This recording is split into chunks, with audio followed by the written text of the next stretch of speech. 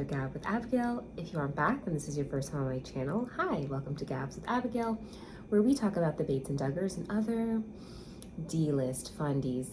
Today, we are talking about a D-list fundie, a fan favorite, and by fan, I mean me, Jill Rodrigues. We are going to be reviewing the best of her President Biden era memes thus far. Without further ado, I did a video like this about the memes she posted while Trump was president. And so this is just kind of a continuation of that. I'll put a little in case you want to watch those videos. Let's jump right into it. So one of the very first memes that she posted, one of the very first memes that she posted after President Biden was sworn in. So, when God wants to judge a nation, he gives them wicked rulers. Her caption: the apathy of Christians has been begging for this judgment. 3 crying tear emojis. I just think this shit is just so rich. It's so rich. I cannot say enough how absolutely just terrible it is as a Christian to call yourself a Christian at the manner at which Jill Rodrigues and co call themselves Christians, and then be this invested into a political party to the point that you will not criticize them. You will not. You will not look at both parties objectively. You will not look at both of them critically, right? There are things that you should criticize the Republican Party and Republican politicians for from a Christian perspective. There are things that you should criticize Democrats, the Democratic Party, and Democratic politicians from a Christian perspective. It is not just one is really, really bad and the other is good. Other is fine. Other is working for me. Like the idea that this is what God would send when he wants to judge a nation, as if hate crimes did not increase tenfold while Donald Trump was president, as if there isn't this proliferation now and this emergence of these terrorist and white nationalist groups. Like, I kind of get it if you yourself are a white nationalist, right? That other stuff seems bad. That seems to be winning for you. You know what I mean? Being a white nationalist is bad. Kind of like, being in the KKK is bad. It's the same thing. I don't care what anyone wants to say. Sorry, I'm not going to argue with you about the semantics. If you are a white nationalist, you are a bad person. The same way that the KKK, being in the KKK makes you bad. The way claiming to be a Nazi makes you bad. Being a white nationalist is not a good thing. Right? Period. Full stop. We don't really need to get even deeper than that. And just this idea that these are the wicked rulers that God has sent, as if we haven't, it doesn't even make sense, because all presidents do terrible things. All of them. Every single one of them. Every single one of them. Every single one of them does something that really isn't biblical. Donald Trump isn't even a real Christian. I think that's what gets to me. I think that's what gets under my skin. Donald Trump did not go to church a day in his life before he became president. And as soon as he was done being president, did Donald Trump go to Easter service again? I'll wait. Did we see him at a Christmas service? I'll wait. I think the last time that Donald Trump was in church, the most recent time he's been in church since leaving the White House, is to go to Ivanka Trump's funeral. Ivana Trump's funeral. Like, let's not pretend, babe, that Donald Trump was the answer, the Christian answer that God sent. He might have been the white savior that the devil sent, but we're not about to pretend that God sent this nigga to, we're not doing that. We're not doing that, babe. When God wants to judge a nation, he gives them wicked rulers. Yeah, and guess what? We have been in the decline of the U.S. as a global world power for a while now, through several presidents. So let's not pretend all of a sudden that Joe Biden is the wicked ruler that was sent to judge a nation. Come on now, babe. Let's be realistic. Let's be real. But I understand that so much of being a Christian in the manner that you practice Christianity requires you to live in a certain level of delusion, because how else could you continue to do the things and believe the things and keep walking the walk and staying faithful if there wasn't some certain level of delusion, some kind of disconnect from reality that you have to feel, that you have to engage with so that things can continue to still be real for you. You have to let go some element of your critical thinking, right? And I'm tired of the nonsense, Jill. I'm tired of it. I'm so tired of it. Moving on. This one. I love some good misinformation. And if there's one thing Jill's gonna do, it's post some misinformation. And the thing is that sucks is that people like her the fake news, right? Can't tell when they're looking at fake news. Instead, when you get a fact checker who tells you that this is incorrect, it's that is the fake news. Because that makes sense, which returns to my original point about having to live in a certain level of delusion to keep this going. What's the for me? Another thing of misinformation. What kind of dedication do you have to lying and propaganda to post this kind of stuff? Why would this make sense?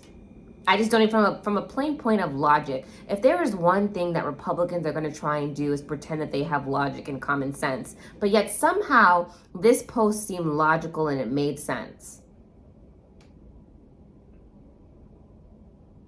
You could easily do a Google to disprove this.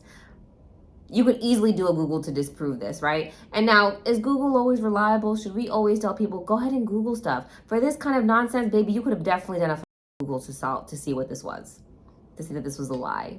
At what hospital? This baby is 5 minutes old. They both voted and agreed that it's okay to kill this child 6 minutes earlier. And even if the child survived the abortion, they also voted to still kill it. Like, I can't even read that without laughing, because what sense does that make? That would be a murder. Like, what?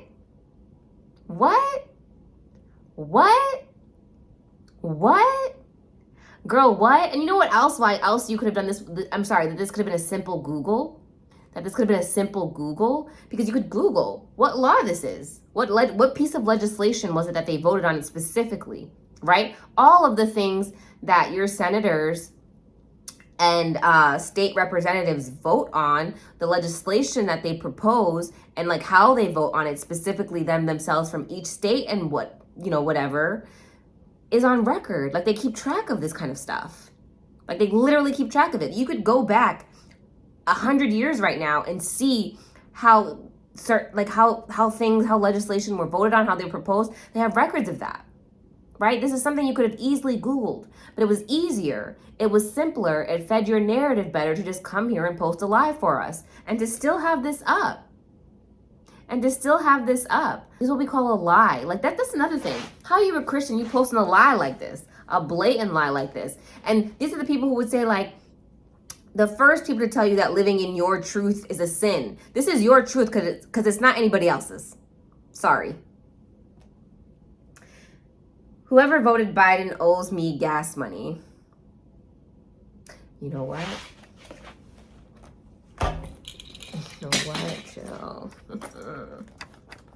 You got it, babe. I love this one. I love some casual, like, transphobia, homophobia on a Tuesday. I don't know what day of the week it is right now. We'll let the kindergarten teacher decide. I love it. As if kindergarten teachers do this kind of thing. Like, I love it. I love that. You know what I love about this? It's tasteful. Not only is it transphobic, but it's also like pro homeschooling. Like, homeschool your kids so you can teach them what they need to be, so you can tell them what they need to do. Like, this is how out of touch from reality that you are, and most people are. People think that the internet is a real space. And I mean that to say that people, I've said it once, I've said it twice, I'll say it 1,000,000 times.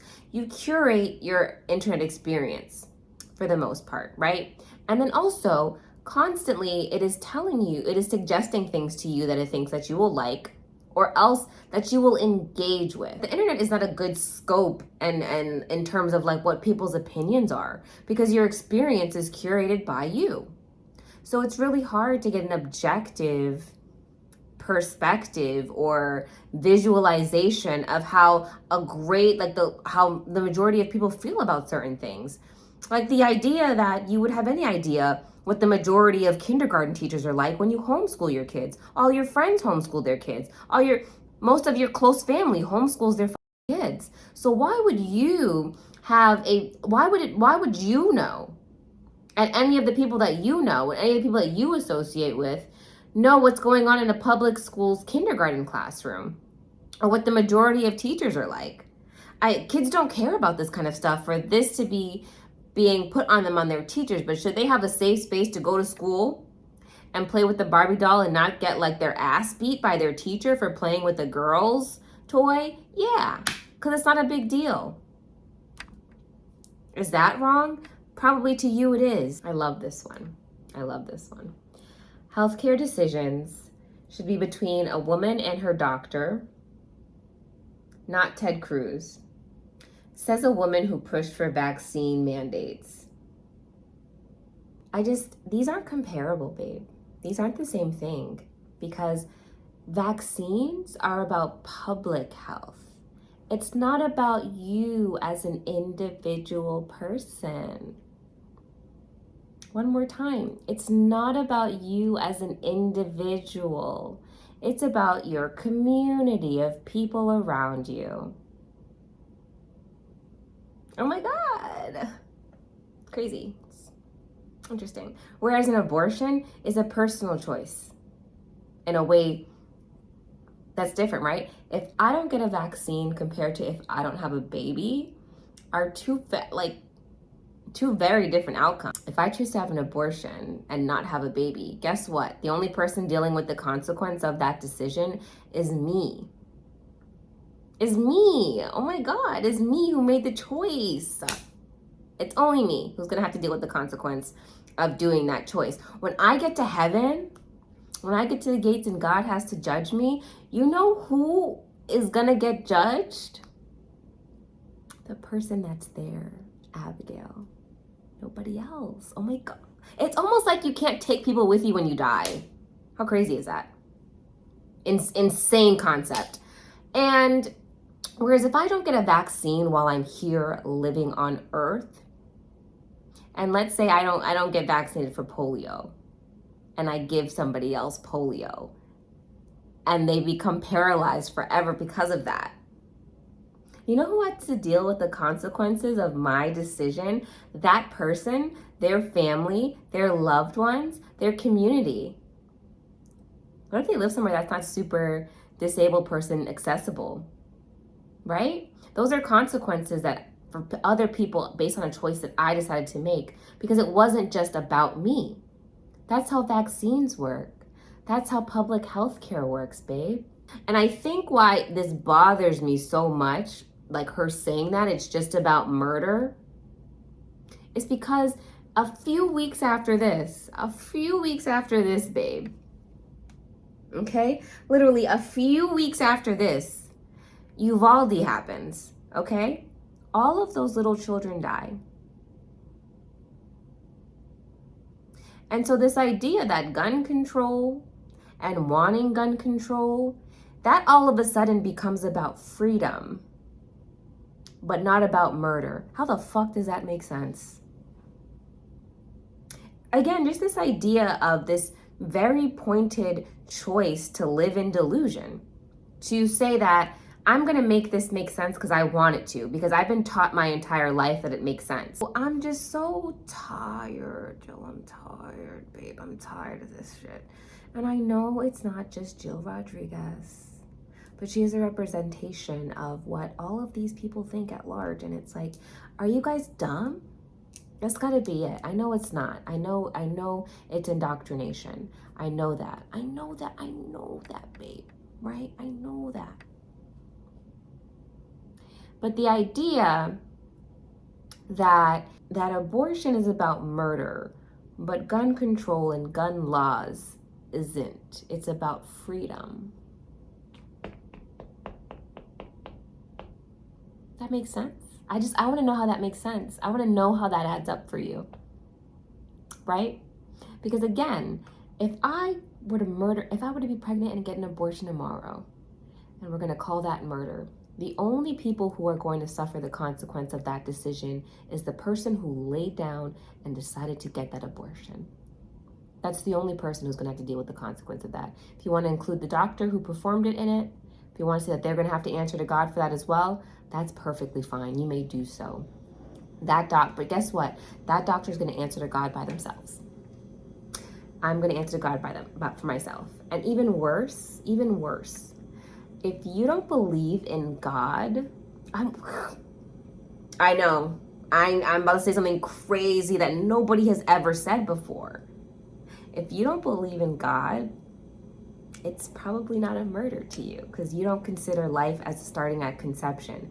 Just the idea that life starts at conception is also religious doctrine. You're allowed to believe that. But you're not allowed to tell people who don't believe in God that they need to believe that too and that they're wrong and that they're murderers for that. That doesn't make no damn sense. And especially why it doesn't make no damn sense is because you've already written off that person as not going to heaven. So let them go to hell without you. Oh my God, because it's a personal choice, because them having a abortion does not in any way affect or impact your life. It isn't even something that should sit on your moral conscience, because again, it's not as though this is some person who is running around committing crime sprees, because when people commit those kinds of sprees of killings, y'all say it's their freedom to do so. So let's just wrap this up and stop having this conversation, right? If I can't have an abortion, I don't get why you can't have an AR-15. I don't understand that. Let's say we're not even asking right now, the general consensus isn't up for gun control, isn't even about taking away all guns. But nobody, no civilian, no person really needs an AR-15. They don't. I don't understand how you can be against abortion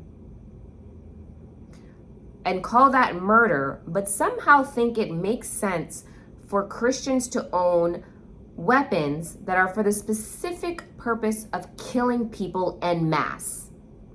I'm going to say that one more time. The specific purpose of that weapon is to unalive people quickly and in large amounts.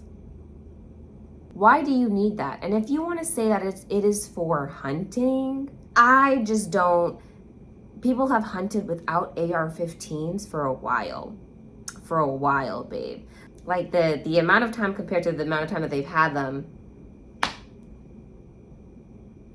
would suggest that you can have a good time hunting without an AR-15, would suggest that you can hunt without them.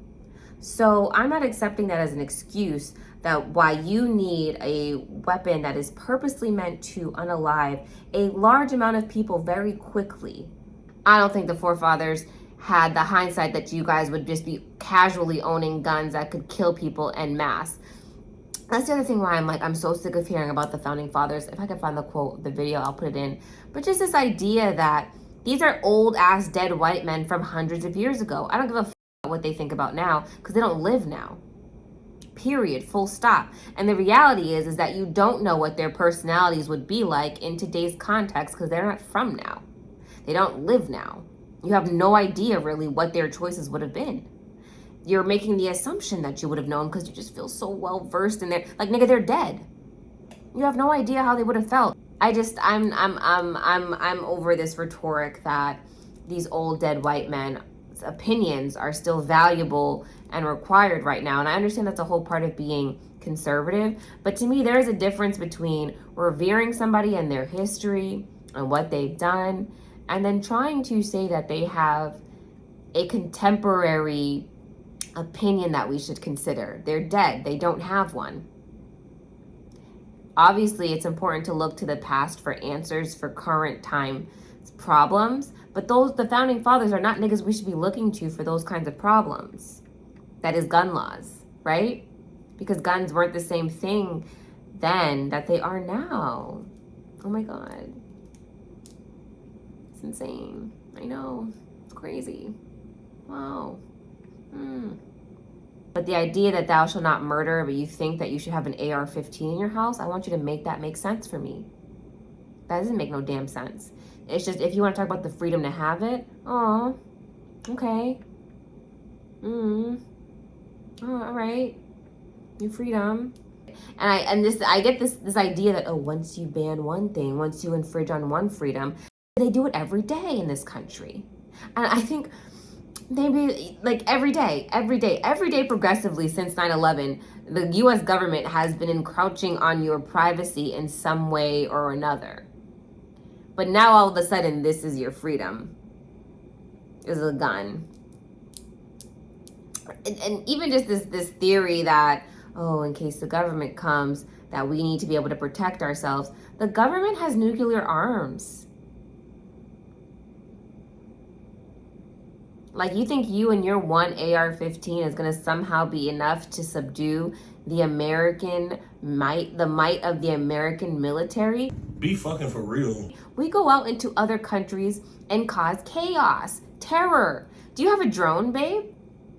You own one? Is that common? Like, so if not, I just realized, unrelated, that this guy that I want to say sleeping with, because I'm really not dating him, but that he told me he might get a job doing drones. And my dumbass, I was thinking about like drones, like, oh, okay, like those little planes that like film things. He might be talking about like military drones. That's scary, actually. Every day there is something that says, please stop sleeping with him. And I keep doing it. All right, back on topic. But like, babe, if you don't have a drone, if you don't have nuclear arms, if you don't have a standing army of several million or several 100,000, whatever that number is, the reality is if they wanted to subdue you, if they wanted to subjugate you, they absolutely could do it, and it would be easy for them. So this idea that having an AR-15 is some kind of like to the government or some kind of stand against them and their tyranny doesn't make no damn sense. Letting you keep them is almost like an appeasement. How can we keep a little bit of peace? How can we keep this money? Et cetera, et cetera, et cetera, et cetera, et cetera. There's so many things that it's involved, right? That guns don't have any more regulation on them is also just so much to do with money. Has nothing to do with your freedom. Everything predicates on money. Has to do with money. Has nothing to do with freedom, which returns back to Donald Trump, which everything has to do with money. Last thing I want to add, I think also what bothers me so much about how conservatives like Joe Rodrigues see gun laws and abortion is it just feels hypocritical that, again, it's murder to have an abortion. And therefore we should outlaw abortions so that people can't commit that kind of murder. But we shouldn't outlaw AR-15s, assault rifles that are specifically created to unalive people in large numbers. That is their specific purpose. That is what they are created for. That is what they were invented for. That was the reason they came off the belt, they came off the line, that they proliferated around militaries across the globe. But banning that is somehow taking it a step too far. And what bothers me is that it's just like this suggestion that these people who claim that kids are such a gift and such a blessing from God would willingly sacrifice their kids for the sake of this idea of freedom that they have, right? That they'd willingly, that basically for Jill, it would be worth it to you if you were in a public place and all of a sudden somebody shot the place up and you lost all 13 of your children, that it would still be worth it to you. It would be okay for all 13 of them to die in the name of you to be able to own a gun, so that that person could own a gun. It would be worth it to you for them to be dead if it meant that other people could still own a gun. And I think that that's so sad and so pathetic. And I just feel like, how can you say that you're somebody who loves children and you would be willing, or that you love your kids, you'd be willing to view them as that dispensable for the sake of this idea of what freedom is in terms of owning a specific type of gun? That's bizarre to me. I can't understand how that is love and that is God to you. I don't get that. You look at your kids and you think and you see them as dispensable, as disposable. That's what I hear, is that if you had experienced something like Uvalde, something like Sandy Hook, Like, I cried when I heard about Sandy Hook. I couldn't, because I had nieces and nephews that were around that age. And then when I heard about Uvalde, I couldn't watch, like I got to a certain point, I couldn't watch any of the news reporting about it because I would start crying. Like, watching that video of that dad crying on CNN with Anderson Cooper. How could you look at somebody like that and say that a gun is more important than you and your feelings and the love that you have for that kid? That you owning a gun is more important than that. I don't understand how you and your people could be that selfish. Like, how could you say that about abortion and then turn around the other hand and say, oh yeah, but it's okay for your kids to be disposable. It's God's plan for that to have happened to you. It's okay that your kid is dead because I get to own a gun still. I'm a responsible gun owner. I'm sorry that you were the victim of an irresponsible gun owner. I don't understand how that's a part of your Christianity. That's a part of your compassion. That's a part of your empathy, your sympathy. It's disgusting to me. You could look at that father and say, a gun is more important than your kid's life. The potential for somebody else's child is more important than the kid you already loved.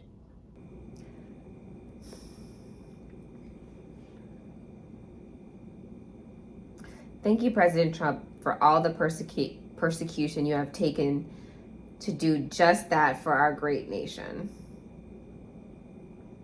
Donald Trump does not give a about the forefathers and what it means to be a Christian nation, a rich history, blah, blah, blah, blah, blah. That you care about it, that you and your people, that you and your gang and them care about it is why Donald Trump pretends to care about it.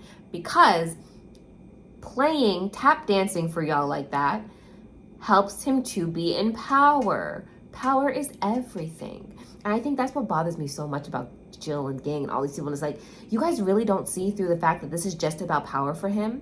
Everything in our country is really about power. It's about money and it's about power. But for Donald Trump in particular, it is about money and it is about power, right?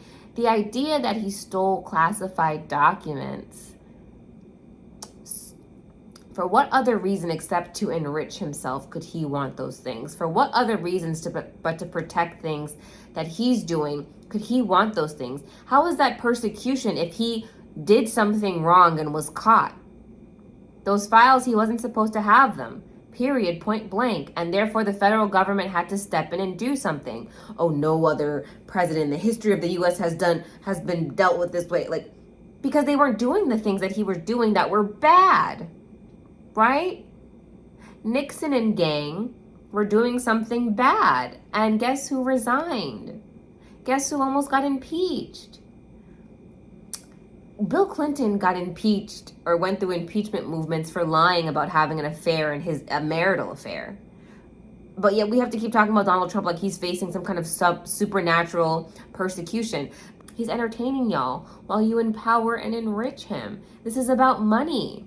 You're letting somebody pursue money this aggressively and calling it like patriotism. Like, this is gross. It's gross. It's disgusting. Like, I'm so tired of this man being painted as a Christian by y'all. He's not. And I would respect you more if you said, I like Donald Trump because I just like Donald Trump.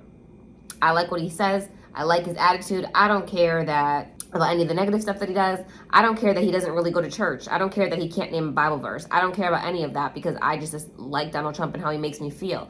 I would respect you so much more if you just came out and said that instead of trying to justify it with other little BS. Period. I could tell you, if you asked me 5 years ago, what year are we in right now? 2022. If you asked me, yeah, like 5 or 6, maybe 7 years ago about Joe Biden, I would tell you I love Joe Biden, not because of his politics, but because that's Big Daddy Biden. That's it. I'm a fan because I think he's a sexy old white man. That's it. I would not pretend to you that it's because I think Joe Biden is the best politician. I think Joe Biden is the savior and hero of America. I think that no, I'm not gonna lie. Stop lying to yourself. And that's it for this video. Rant over. If you like this video, please subscribe, share, like? Yeah, I'm gonna say like. Thanks for liking. Your likes really do help. I really appreciate everybody who likes the videos because it really, really does help to grow the channel. I appreciate you guys so much.